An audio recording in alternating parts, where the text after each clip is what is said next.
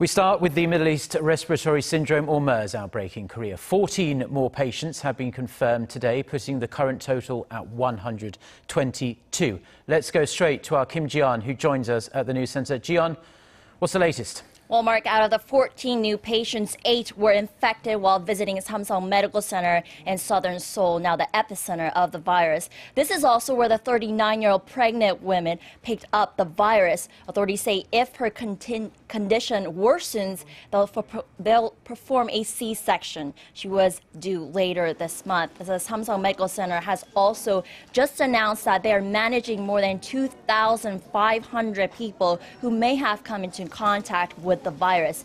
Now, one of the other cases announced today is a police officer from the Gyeonggi Provincial Police Agency in Pyeongtaek who was re-examined and confirmed earlier today. What's surprising is that the officer was examined and cleared last week, so there are concerns that more patients who have been in contact with the officer may have contracted the virus as well.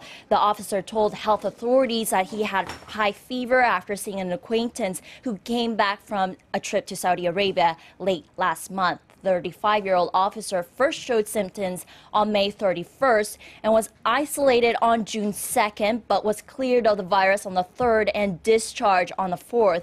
The officer had been at the Good Samaritan Pyeongtaek Hospital in Pyeongtaek receiving treatment for pneumonia. But the officer was readmitted to the hospital one day after being discharged and is now confirmed as patient number 119.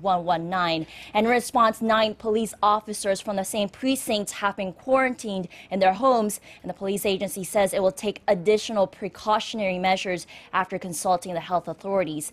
Officials are currently tracking the officer's movement to determine who else he might have been exposed. We'll give you more details as the story develops. Yeah, that's quite a worrying development. But up until now, health authorities have advised the public to carry on with their lives, our lives, and refrain from going to hospitals and medical centres unless you are really sick. The WHO, the World Health Organization, says students should go back to school. But the number of confirmed patients are increasing, as we've been seeing by the day, and it is spreading to other regions. At this point, Ji-yeon, should we be worried? Well, Mark, those are valid concerns about how the virus is being transmitted. A 77-year-old woman who was also confirmed earlier today, she visited the Samsung Medical Center's office in southern Seoul late last month. What separates this woman from other patients is that she had never been to the hospital's emergency room or being hospitalized overnight, which is the case for nearly all confirmed patients. So experts are questioning how this woman contracted the virus. Is it through medical equipment, or had she been in contact with the MERS patients?